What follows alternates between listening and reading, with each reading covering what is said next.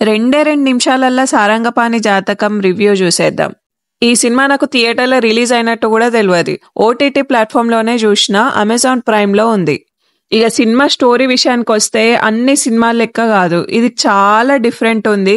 And మనకు trailer చూస్తేనే సగం సినిమా అర్థమైతది. ఏం లేదు, సారంగపాణి అనే ప్రియదర్శి చాలా జాతకాన్ని నమ్మేటోడు. మరి ఆయన లైఫ్‌లో అయ్యే ట్విస్ట్ అండ్ టర్న్స్ ఏందో ఈ సినిమాలో చూపిస్తారు. ఈ సినిమా మరి నిజంగా కామెడీ ఉందా అంటే ఉంది. ఎందుకు? అది ప్రియదర్శితోనొచ్చిన కామెడీ కాదు, వెన్నెల కిషోర్ అండ్ వైవా హర్ష వల్ల వచ్చింది. అయితే వెన్నెల కిషోర్ సినిమా మొత్తం ఉంటాడు, వైవా హర్ష మాత్రం సెకండ్ హాఫ్ లోనే వస్తాడు. సెకండ్ హాఫ్ మాత్రం సూపర్ కామెడీ ఉంది. అంటే చాలా డిఫరెంట్ కామెడీ, రొటీన్ కామెడీ అస్సలే కాదు. ఇక ఫస్ట్ నుంచి వెన్నెల కిషోర్ గారి గురించి మనకు తెలిసిందే. వెన్నెల కిషోర్ ఎక్కడున్నా గానీ ఫుల్ కామెడీ ఉంటది, డిఫరెంట్ టైమింగ్ ఉంటది ఆయన కామెడీ ఇది. సో సినిమా త్రూ అవుట్ గా చెప్పాలంటే one time watchable and very good unique story. నాకైతే సినిమా ఫస్ట్ నుండి లాస్ట్ వరకు ఎక్కడ బోర్ కొట్టలేదు.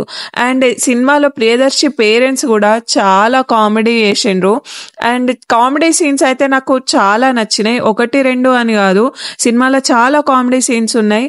త్రూ అవుట్ గా చెప్పాలంటే సినిమాని అందరు ఎంజాయ్ చేస్తారు, చిన్నోళ్ళు పెద్దోళ్ళు తేడా లేకుండా. ఈ వారం అమెజాన్ ప్రైమ్ ఓటీటీలో చూసేయండి. ఈ సినిమాకి పెద్దగా ప్రమోషన్స్ ఇవ్వలేదనుకుంటా, అందుకే మనం థియేటర్స్ లో సరిగ్గా చూడలేదు ఈ సినిమాని. కానీ ఓటీటీలో మాత్రం ఇది ఖచ్చితంగా హిట్ అయ్యే సినిమా అని చెప్పొచ్చు. అండ్ ఫస్ట్ 15 మినిట్స్ కొంచెం బోర్ కొట్టినా కానీ తర్వాత సినిమా ఊపందుకున్నాక మస్త్ ఎంజాయ్ చేస్తాం కామెడీని.